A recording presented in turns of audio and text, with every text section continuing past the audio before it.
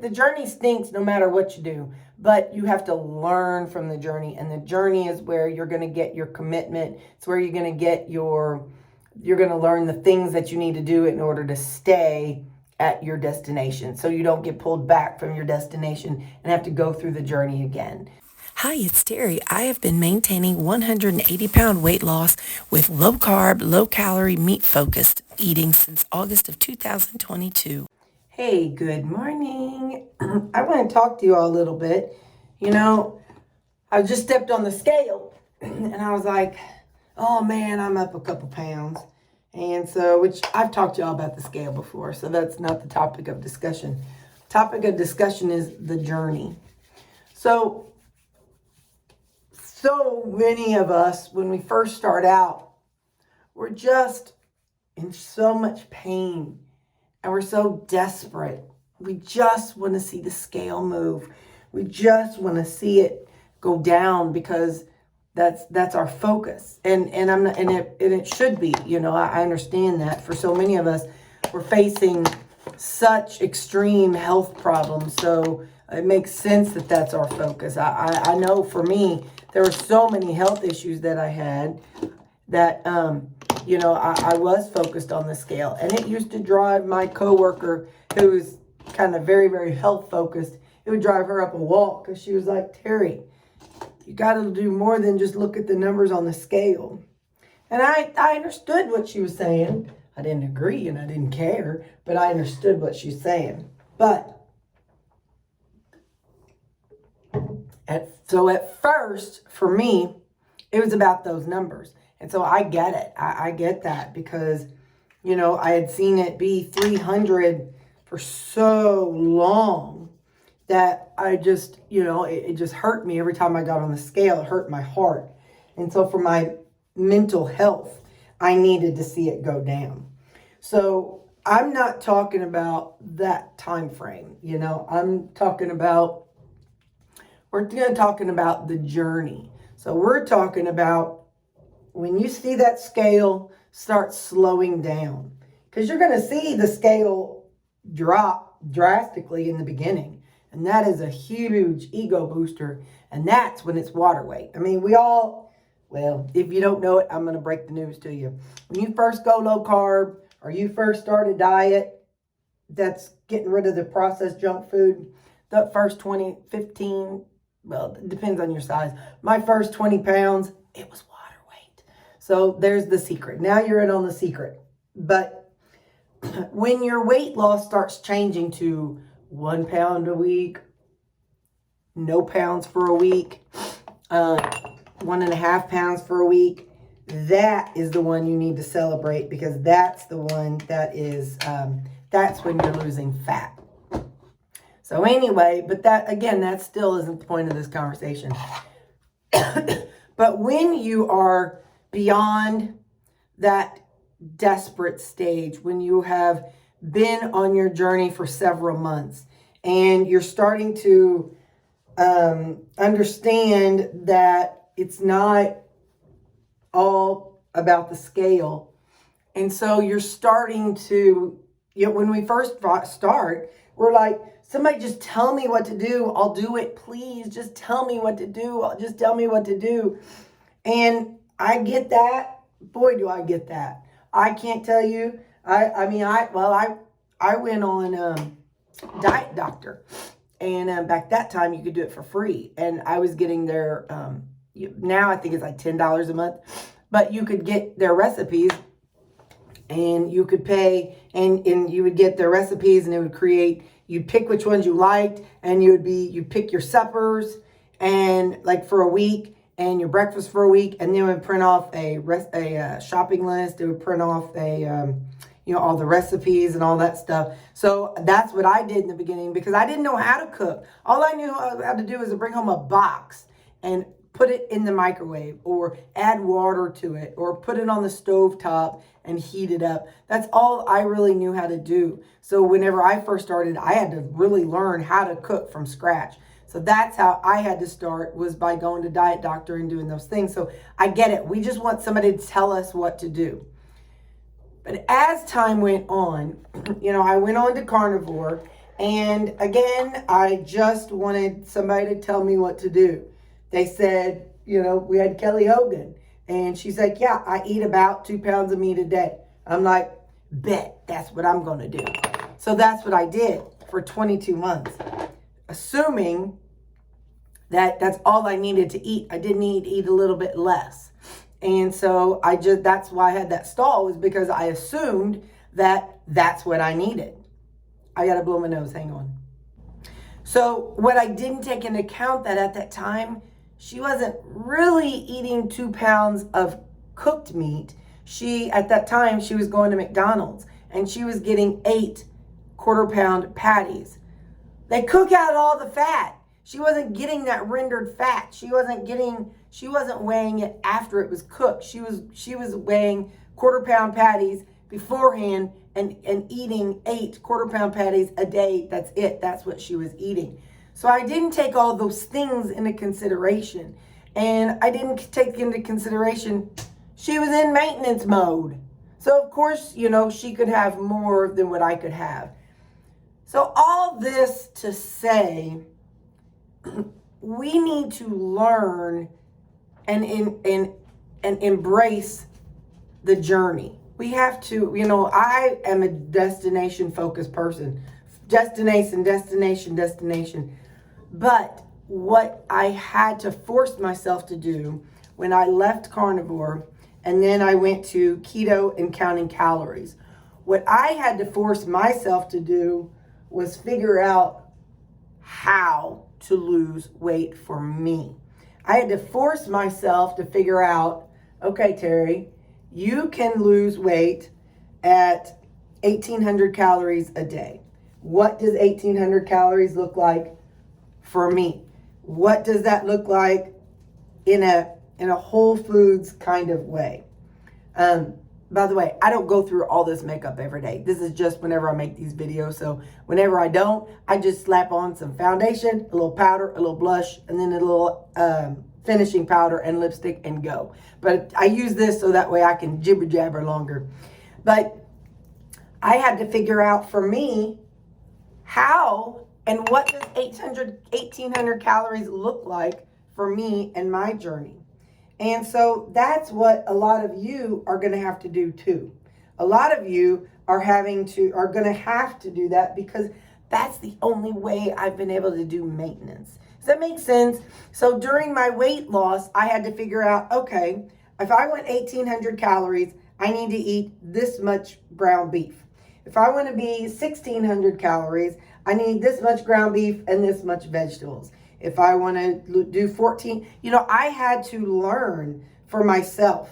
But I totally get that not everybody's at that stage yet. We all have different stages of where we are and what we can do. And once I got rid of that carb brain, once I was able to focus more on actually thinking instead of just blindly eating whatever I was told to eat. Once I got to that stage, that's when, what does it say? The wheels hit the pavement? Something like that. Anyway, that's whenever it started kicking in, because if you'll see now, not every day, some days I do, some days I don't. Sometimes you'll see that if I want to start lowering and my calories, like at one point I was around 167, 165 in that area. Now today I was 163. And I know that that's because I got some healing that's going on inside my body. But before, I noticed that my scale was going up. So how did I counteract that? I started buying leaner ground beef. And because I don't want to make a bunch of changes. I don't want to say, okay, well, I'm not going to eat vegetables anymore. I'm not going to eat my G. Hughes salad dressing anymore. I didn't want to change a bunch of things. I really wanted to know, can I lower the fat in my beef and the scale move a little bit? And it has. Overall, it has gone down a little bit. So I am not somebody, and you could see, if you go back, I got playlists of my weight loss. And you can see that in my playlist, when I was losing weight, I was eating the lean ground beef. So I'm not somebody that's like, oh, we got to have fat in our diets to lose weight. If you got fat on your body and you add a bunch of fat, it's just like those people who carb load. You know, your body can make sugar, so why can't, or glucose, your body can make that, so why would you need to carb load? It's because you want to burn those carbs before they run their marathons and triathlons.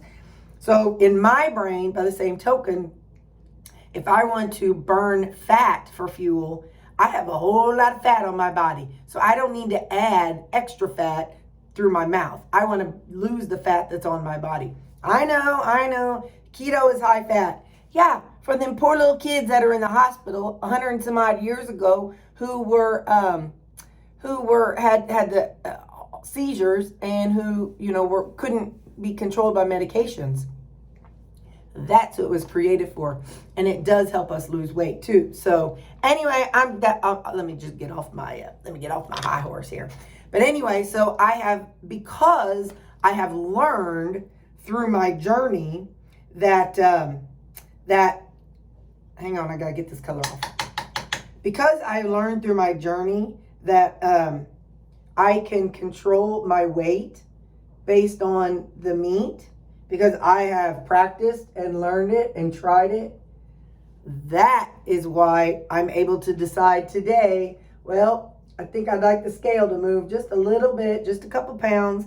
So that is how I've been able to learn that, because of the journey.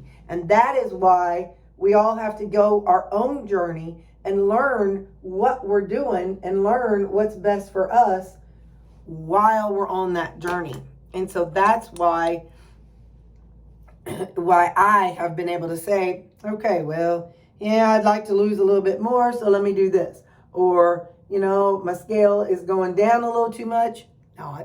Let me add some of this. Let me go back to 80%.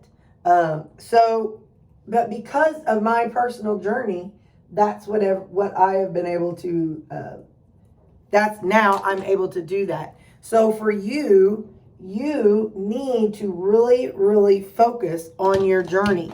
You need to really, really focus on what is going to work for you. And I understand if you're in the beginning, don't worry about it. If you're in the first couple months, don't worry about it. But if you've been doing it for a while and your scale is moving and you know why your scale is moving, you need to absorb that and understand why your scale is moving, because later on, you're going to need to know when you're maintenance and your scale you get the scale creep, you're going to need to know, well, I did eat a little too much of XYZ. I lost it by eating plant-based, and I've been eating too much processed plant. I lost my weight by doing carnivore, and I've been eating too much processed carnivore, or I've been eating too many, I don't know, whatever it is you might be eating too much of. But that's why, they always say, enjoy the journey. And I always hated that. No, I'm not enjoying the journey. I'm the destination girl. I hate the journey. But because I went through the journey, I can now say, okay, Terri, your weight's going up. Now you need to adjust this, that, and the other. And because I did take the journey and I did not blindly follow a plan that was written for me by somebody else, because I did not blindly follow that, now I'm able to figure it out for myself. Like I said, I'm not saying I didn't in the very beginning. Now, they didn't write the plan, that diet doctor, but what they do is they let you choose the foods, and then they put it together. It put it together as, a kind of like an eating schedule type thing. So anyway, I'm just telling you, the best thing to do is to learn while you're going. Learn why you're losing weight. Learn what makes you lose weight, what makes you lose weight, not what makes me lose weight, because when you get to maintenance, you're going to need to know. So whenever I first started, I was like, oh, if I could just get to maintenance, life will be so great. I can go back to eating what I want to eat. I can do what I want to do. I'll be able to run a marathon. I'll have so much energy. All the things we all tell ourselves whenever we first start a diet. Well, I'm here to tell you that ain't the case. When you get to maintenance, you're going to eat the same way you ate on the way down. So that's why you have to make sure it's sustainable. If you are miserably eating meat for 2 years and think that you're just going to be able to go back to adding Doritos to you eating meat, you're wrong. Not if you want to maintain. If you have been doing clean keto and you think you're going to be able to reach maintenance, and then you're going to be able to add all the keto crackers and the keto chips and the keto candies, that's not how it works. You see me, and I know eventually you all are going to, and I don't mean this disrespectfully, but eventually it's going to get boring watching me eat the exact same things every day. Now I know I keep y'all entertained too, but eventually people are going to but that is how you maintain, by eating the same type of things that you ate for the 3 years that you lost weight. That's how you're going to maintain your weight loss. That's how it works. So you can't just be plant-based, lose all your weight, and then decide you're going to go to eat, I don't know, lunch meat or whatever. You can't just be keto. Like I said, so the journey, this is the whole point of this conversation, is the journey is so important for us that we've got to learn while you're on the journey. Again, I get it. That first couple months, I'll even give you the first 6 months. You're just trying to survive and trying to learn. So even in that first 6 months, I get it. It's not necessarily about the journey in the first 6 months. It's about just surviving and losing some weight. I get it. Trust me, I get it. But once you get past that 6 months, then it's your responsibility. It's that journey part that becomes important. And that journey part is what's going to make you successful. So you can't just say, well, I don't know, Terri does this, Terri eats that. Nope. You've got to learn what your body wants, what your body needs, and what's going to make you successful. So that's my spiel today, is you got to take the journey and you've got to figure out what's going to work for you, because however you're eating, now you may change up. Don't get me wrong. I changed up.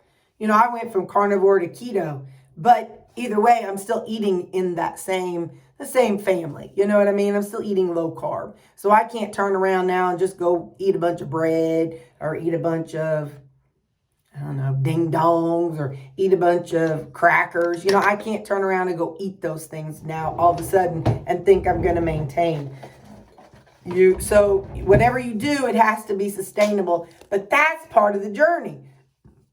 So in the journey, you have to figure out, okay, do I want to do Weight Watchers? Do I like all the things of Weight Watchers? Can I count points and learn the foods that I need to eat for the rest of my life? Am I okay with that? Or am I okay with doing low carb for the rest of my life?